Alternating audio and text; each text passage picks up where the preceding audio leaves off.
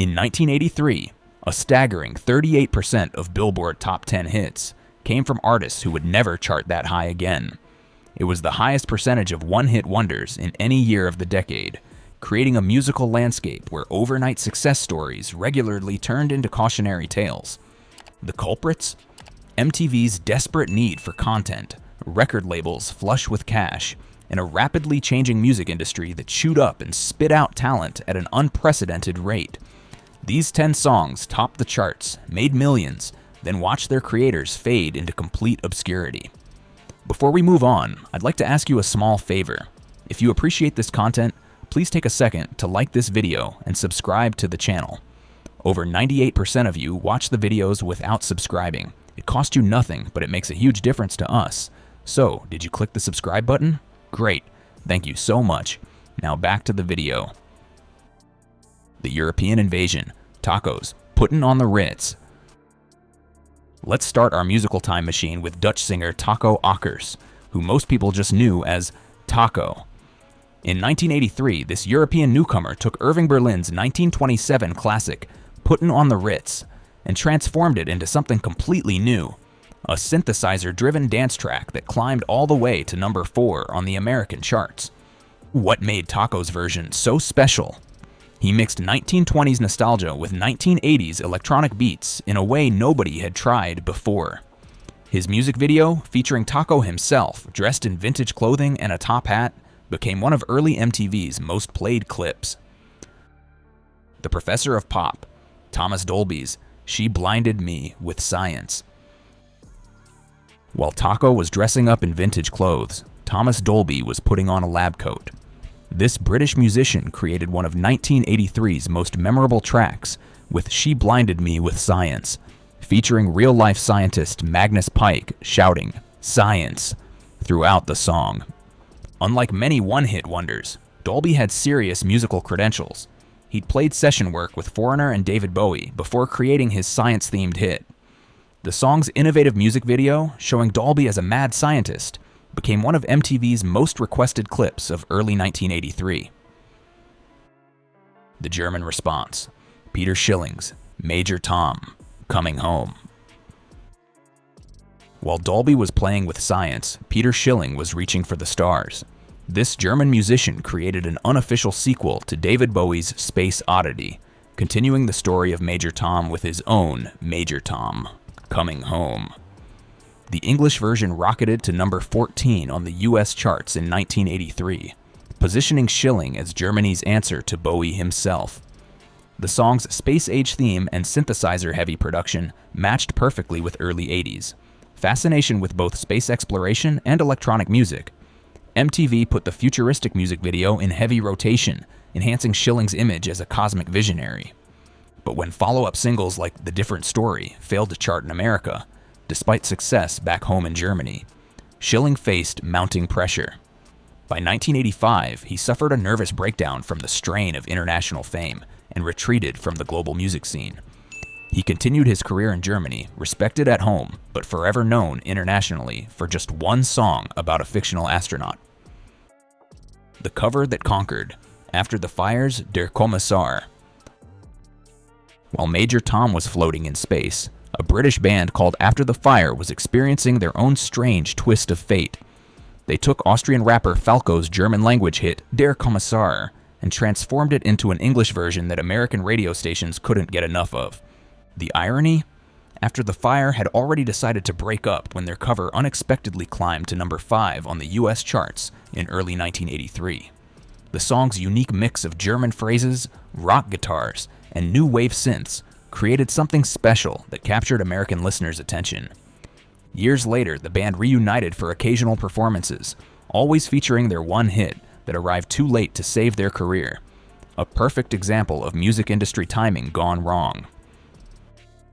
The anti-war anthem, Nena's 99 Luftballons.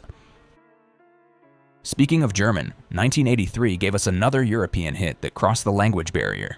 German band Nena scored an unexpected American success with 99 Luftballons, an anti-nuclear war protest song performed almost entirely in German.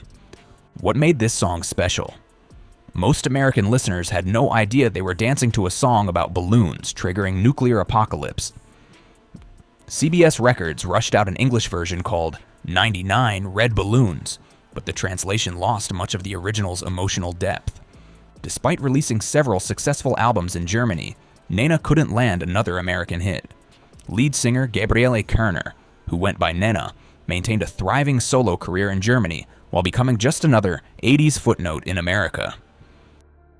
The reggae fusion pioneer, Eddie Grant's Electric Avenue. While German bands were making waves with protest songs, Guyanese-British musician Eddie Grant took a different approach with Electric Avenue, a song about the 1981 Brixton riots that surprisingly climbed to number 2 on American charts. Grant created something special by mixing reggae rhythms with rock guitars and electronic beats. The result? A catchy dance track with serious political message that most Americans completely missed while grooving to it. Rather than chase more American hits, Grant established his own recording studio in Barbados, focusing on Caribbean music he truly cared about. His choice of artistic integrity over commercial success earned him lasting respect throughout the music industry. The Flashdance phenomenon. Irene Cara's Flashdance. What a feeling. Few songs define an entire year like Irene Cara's Flashdance. What a Feeling defined 1983. This powerhouse track spent 6 weeks at number 1 and won Cara an Oscar, Grammy, and Golden Globe. What makes this one-hit wonder story so surprising is that Cara seemed destined for lasting stardom. Just 3 years earlier, she starred in and sang the title track for Fame, showcasing both impressive acting and vocal talents. Lightning struck twice with Flashdance, where Giorgio Moroder's pulsing production and Cara's aspirational lyrics became the soundtrack for America's aerobics and leg-warmer obsession. Then came the lawsuit.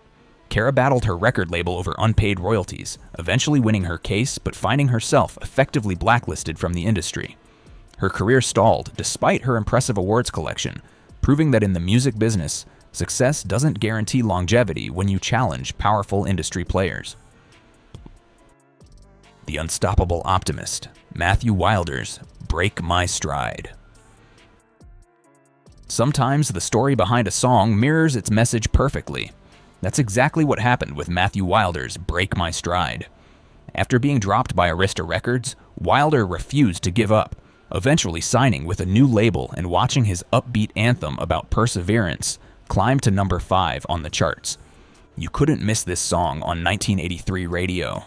Wilder's unique vocal style combined with that Caribbean-influenced beat made it instantly recognizable. Even today, most people can sing along to Nobody Gonna Break My Stride, Nobody Gonna Slow Me Down. Wilder found greater success behind the scenes than in the spotlight, working with Christina Aguilera and Kelly Clarkson. The Rockers' Gamble. Greg Kihn Band's Jeopardy. While Matthew Wilder was celebrating perseverance, the Greg Kihn Band was finally breaking through after years of hard work. Formed in 1973 and releasing their first album in 1976, the band spent 7 years touring and building a following before Jeopardy shot to number 2 on the charts in 1983.